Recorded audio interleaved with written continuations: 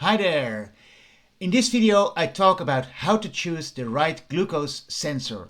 And as you know, currently there are lots of different sensors on the market, and that's good for people with diabetes. But more choice also makes it harder to make a choice. And how do you make this choice? I find it actually quite hard to find useful tips online.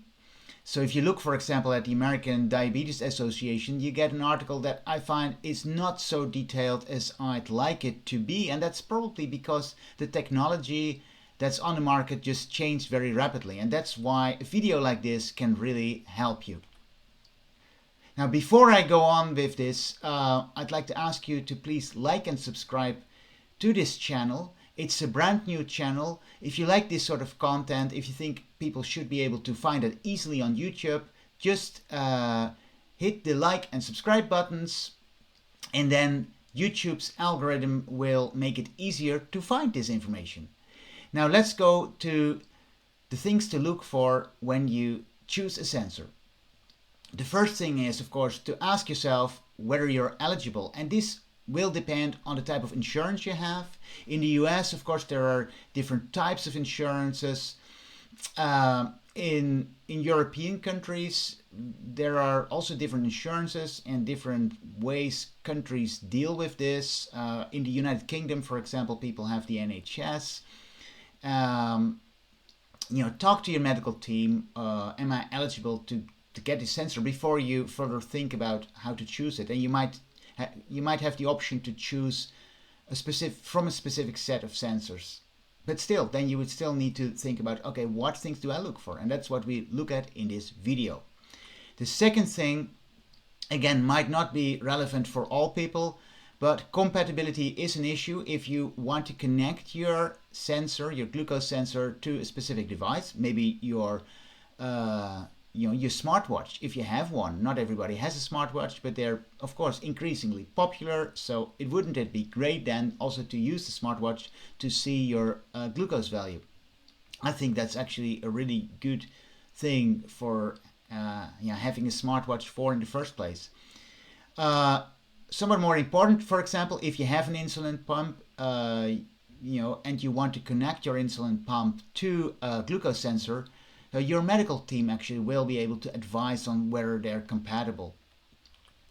And then if you use an electronic insulin pen that can record automatically the amount of insulin you take, again, I don't know how many people use these type of electronic pens, but there are some on the market, and some of these pens are compatible with some sensor apps on your phone. But again, this is something you need to do a little bit research into, because not all these devices are necessarily compatible with your specific app, and that comes with the sensor. Okay, so but again, some people won't use any of these devices, and then of course this point is not relevant. Now the third thing is really important, is accuracy, and here we talk about what is the the relation between what you see on a regular blood glucose meter and what you see on the sensor app. They are not always matching, and that is for different reasons. Partially biological, because the the glucose sensor of course measures interstitial fluid, and the blood glucose sensor works with blood, so there is somewhat of a delay between the two. But that delay that shouldn't be too long, maybe a few minutes to 10 minutes. It depends again on the sensor. According to some of these sensors, like the Libre 3, they say there's a very short delay. And I think that's also true for the latest G7. But there are probably also other factors that can play into that.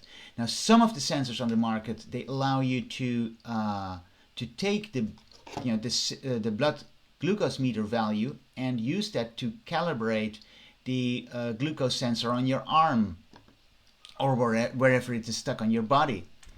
So check that out. Talk with your medical team about what they think about the accuracy of the sensor that might be eligible for you. Now, I would say that the latest sensors on the market, such as the G7 or the Libre 3, but also the G6, of course, they're all pretty accurate. But there might be other sensors on the market, maybe newer sensors or older sensors that are still being given to people with diabetes. So I think it makes sense to check that out, and also check out whether they can be calibrated or not, and whether you actually want to do the calibration or not. So these are things to look at. Now, the next thing is adhesion. So how well does the sensor stick to your arm? I think this is really important, because a sensor is, of course, of no use if it falls off all the time. Now, I've heard different stories about this. I personally think that the Libre 3 or the Dexcom G7, so these latest generation sensors, they stick really well, at least to my arm. But experience may vary from person to person depending on the activities that you do. For example, how often you are swimming, or what type of water you're swimming in, or maybe on how much you sweat. Maybe it depends on your skin. So check that out. I think do some research. I think this is something that you can only find out after you have gotten the sensor, but it might be a reason, for example, to swap to a different sensor if the sensor that you get doesn't adhere good to your skin. There are different patches on the market as well, so and tapes.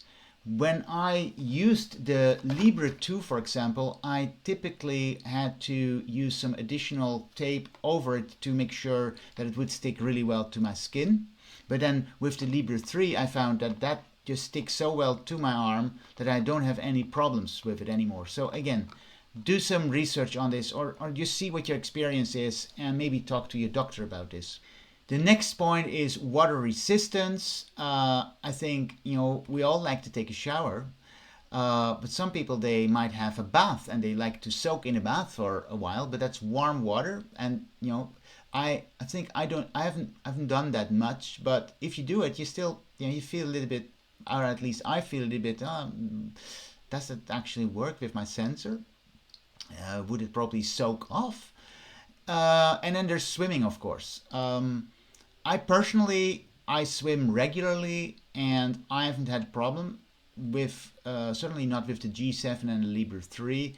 I think they're really suitable for swimming. But, of course, it depends also on the type of water maybe that you swim in, or for how long you swim. So again, these are things that you might find out after you've had the sensor, but I've also seen that the sensors actually, they come with guidance. So again, before you get the sensor, you might ask again about your you might ask your medical team and say, well, does this work with my sports activities or with what I do?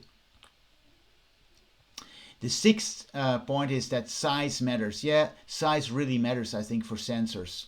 Personally, I like the Libre 3 because it is the smallest sensor on the market. That makes it just really useful. And actually, I was looking for mine here. I have an old one here. Look how small it is.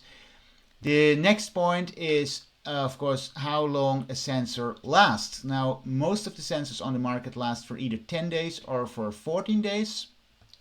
The freestyle sensors, now I show them a lot, but I just because I'm not get paid by them, I just have them here on my desk, and I know that they last for 14 days, of course, and that means I need 26 sensors in a year.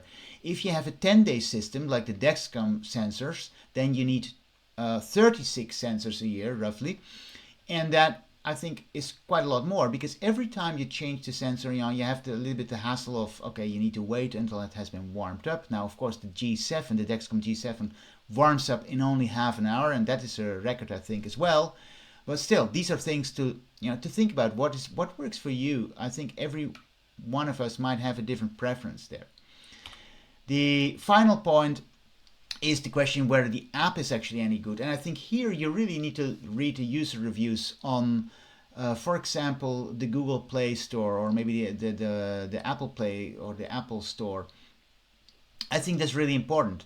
You read very different reviews. I would say, for example, that the freestyles, they generally don't get that good reviews online, whereas people are quite happy with the Dexcom G6 and G7 apps. The Dexcom One, again, to my understanding, is that it has fewer features than the Dexcom G6 and G7 apps. So even one one sensor maker even has different apps for its different devices. Something to investigate, and this actually is something that is relatively easy to investigate, because you can just go on the app stores and see what people say about it. Also, I think what's really good here is to look on Reddit, for example, the Reddit webpage, and see what they say about the apps. Now, the specific things to look for, here I show you some of these apps. What I would say is, does the app allow you to have notifications on the home screen, on your locked home screen? Really useful. I know that Dexcom G6 and G7 have that. Can you zoom in? So for example, the Libre Freestyle apps, they squeeze, I think, is it 12 hours of data onto landscape mode. At least the last versions that I have seen, they might have changed that, I don't know, but check that out. Now, I think every one of us uses these sensors quite, somewhat differently maybe. And I would say find out yourself which of these things are most important, because then you can make sort of like a rank list. Maybe if you swim a lot, or if you like to take baths a lot, you might make a different decision. Right, so there are different things to look at, or maybe you have a smartwatch and you want that's maybe the most important thing for you, that you can have your glucose value on your smartwatch. I mean, if I would have a smartwatch, for example, I would definitely want to make sure that I could do that. And then others will say, well, size really matters to me. So again, I mean, it depends from person to person, and therefore this is why these videos are important. And I would also recommend to look at some other of these videos.